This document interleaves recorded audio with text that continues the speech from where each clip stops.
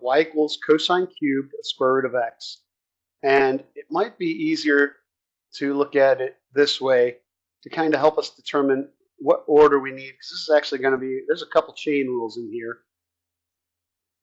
But this is actually what we have. Cosine of square root of x, the whole thing is cubed. So now we very clearly see the outside function, which is this cube. So the first thing we're going to do, pull that power out front. That's our outside function. Leave the inside alone. I'm not going to touch a thing. Cosine of square root of x. And decrease the power by 1. Now we have to multiply by the derivative of the inside. I'll do this in a couple steps so you can see the extra chain rules in here. Now we're just going to focus on this. This part is done.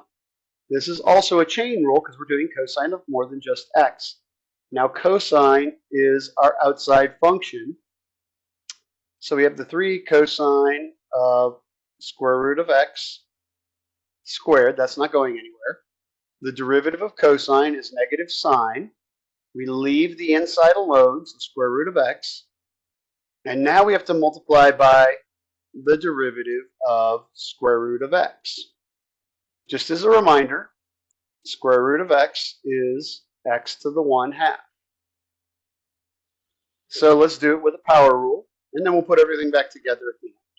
So this stuff is done. This is now part of our derivative.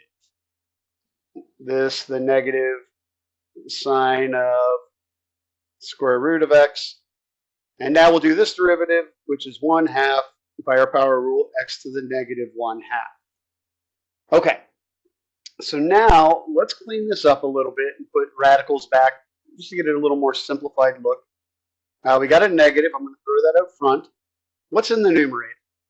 The 3, numerator. This 2 and this x to the negative 1/2 are going to go in the denominator. The x to the negative 1/2 is the negative exponent.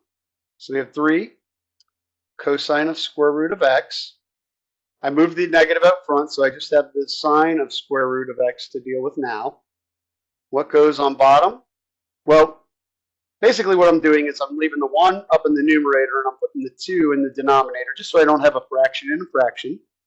This negative in the exponent moves the x to the 1/2 to the denominator, but x to the 1/2, as we said earlier, is square root of x. Now something to point out here, these square root of x's cannot cancel because these 2 square root of x's in the numerator are inside of a cosine and a sine. It's not a product. So this is as simplified as we can